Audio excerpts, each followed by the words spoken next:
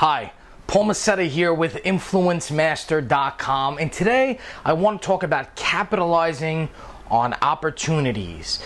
We've all heard about the law of obligation reciprocity, as I call it, the reciprocity trigger, because it activates a trigger in your mind when you use it, which basically enables you to get compliance from people by giving them something. This is nothing new. It's been around for thousands of years, and most people know about it. It's pretty simple. You give something to someone, and they will feel obliged to return the favor back to you. Okay, so we all know this. It's nothing new. The question now becomes, how do you maximize it? How do you magnify the results? How do you get the most that you possibly can from the reciprocity and obligation factor? Well, I don't know if you've ever noticed, but when you go into a restaurant, usually when you leave at the register, there's usually a little bowl of mints that are sitting there, or candy or something like that, and it's basically there for the guests or the people that eat there to freshen their breath after they eat a meal. Well, a lot of restaurants are actually missing out on a huge opportunity to put the law of obligation and reciprocity into effect. Some restaurants have actually become sophisticated and use those mints to help get higher tips for their waiters and waitresses. So here's how it works. Instead of putting the bowl of mints at the cash register, they allow the servers to give the mints to the diners at the end of the meal. So a behavioral scientist by the name of David Strometz wanted to conduct a study to see how far this could be pushed, how much this could really be maximized. So here's what he did. In one set of trials, he tested giving one piece of candy to the diners versus none. What he saw was a minimal increase in tips. It was around 3.3%. That was the increase in tips that the servers got from the diners from giving one piece of candy at the end of the meal.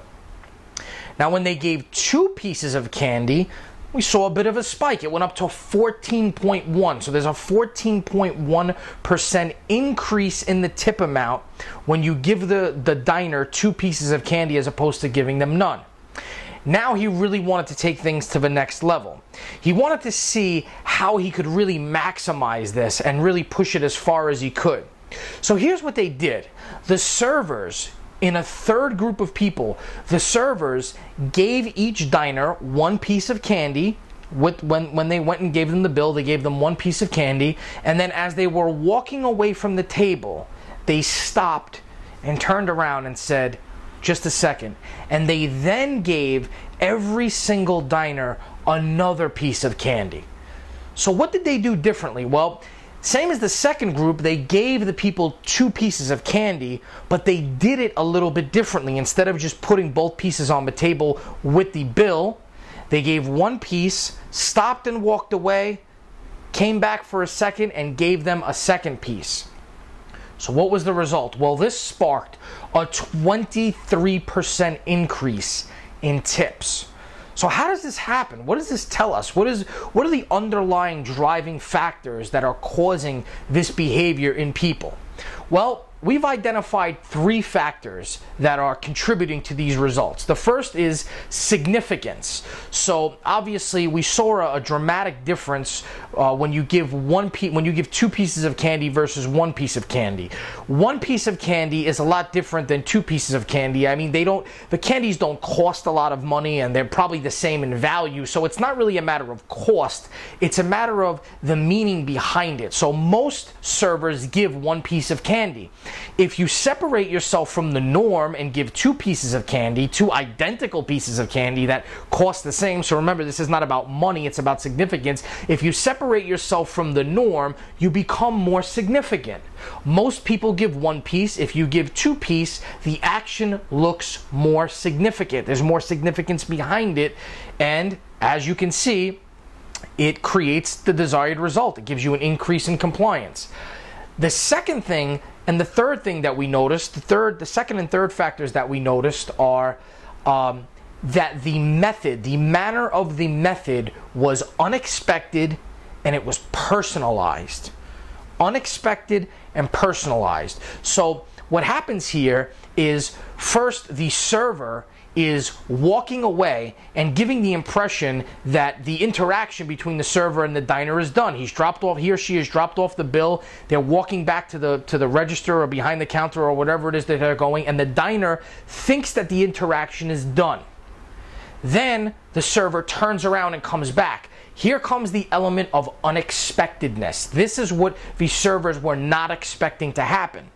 And then when the server then gives the piece of candy to each one of them, it feels a lot more personalized. It sends a subconscious message to the diner which says, hey, I was about to leave, but I thought about you and I wanted to do something a little extra for you. So those two elements of something being unexpected and personalized, as you can see through the case study results, cause a dramatic increase in the compliance rate that you get from your target. So how do you apply this to what you do? You know, those are the questions that I've been getting from a lot of people recently. You know, I specialize in helping people take influence and persuasion and use it to magnify the results that they're seeing in their life. Okay, and one of the greatest spiritual teachers that I've ever heard of, his name is John Harry Chirin. He identifies only 3 problems in life: money, health, and relationships. And I couldn't agree more. Virtually all of our problems, every problem, every issue, every challenge that we have in life boils down to a category or an issue that's related to one of those 3 categories: money, health, and relationships. So those are obviously the 3 components that every person wants to improve upon. So think about how you can take what I just gave you and think about how you can use it in an interaction with someone that you could get more money from, that you could somehow improve your health on, or how somehow you can cultivate or build a better relationship with. One tip that I could possibly give you that comes to my mind is, first of all, as I always say, you must know your target's values and beliefs. You have to do your homework first of identifying what it is that your target finds valuable before your interaction with them, because that is going to be the building block for every single thing that you do. You never want to present your target with something that you think is valuable but they place no value on, because then the reciprocity and obligation factor is not going to work. It's just going to backfire in your face. So once you can identify what they find to be valuable, so say you're going out for a meeting with someone who's a huge sports fan. You know, I'm a Yankees fan. I live in New York.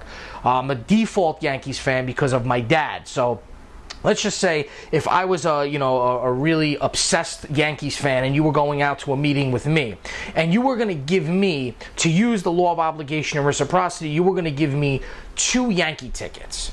Well, instead of just coming to the meeting and saying, hi, my name is John, Paul, I know you're a big Yankees fan, I want to give you these 2 tickets, I hope you enjoy them and put them to good use. Instead of doing that, you could give me 1 ticket and then you could say, hey, you know something? Maybe you were going to get up and go get a cup of coffee, and then you could stop and say, hey, you know something? I had an extra ticket, but I really think it would be better put to use if I gave it to you and then give it to me. This, again, brings in those 2 elements of unexpectedness and significance. You've identified something that I find to be valuable. Okay, so you're emotionally touching me.